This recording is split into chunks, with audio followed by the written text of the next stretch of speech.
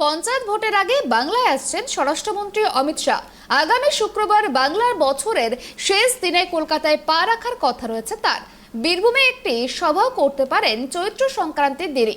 বীরভূমে তৃণমূলের দাপুটে নেতা অনুব্রত মণ্ডল এখন রয়েছেন দিল্লির তিহার জেলে। এমতো অবস্থায় বঙ্গ সফরে এসে বীরভূমের সভাস্থল ঠিক করার পেছনে রাজনৈতিক তাৎপর্য খুঁজছেন বিশেষজ্ঞরা।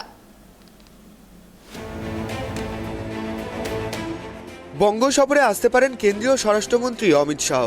শুক্রবার 14 এপ্রিল তিনি কলকাতায় আসবেন বলে প্রাথমিকভাবে জানা গিয়েছে বিজেপি সূত্রে।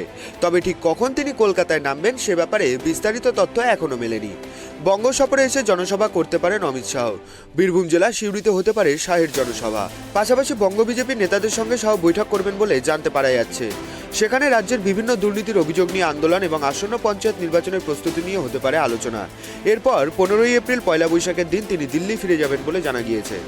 কলকাতায় আসবেন কেন্দ্রীয় স্বরাষ্ট্রমন্ত্রী অমিত শাহ। আগামী 14 এপ্রিল কলকাতায় আসতে পারেন তিনি। পশ্চিমবঙ্গে এসে বঙ্গ বিজেপির নেতাদের সঙ্গে বৈঠক করতে পারেন শাহ। বীরভূমের সিউড়িতে একটি জনসভাও করবেন তিনি। বঙ্গ সফরে এসে বীরভূমের সভাস্থল ঠিক করার পেছনে রাজনৈতিক তাৎপর্য খুঁজছেন বিশেষজ্ঞরা। কারণ বীরভূমের তৃণমূলের একছত্র নেতা অনুব্রত মণ্ডল এখন রয়েছেন দিল্লির তিহার জেলে। গরু পাচার মামলায় তাকে গ্রেপ্তার করেছে ইডি। পাশাপাশি অনুব্রতের একাধিক সঙ্গীর বিরুদ্ধেও দুর্নীতিতে জড়িয়ে থাকার অভিযোগ উঠেছে। বীরভূমের সংগঠন দেখার জন্য নিচে উদ্যোগী হয়েছেন মুখ্যমন্ত্রী মমতা বন্দ্যোপাধ্যায়। দলের প্রথম সারির কয়েকজন নেতাকে নিয়ে দল গঠন হয়েছে বীরভূমের নজরদারির জন্য।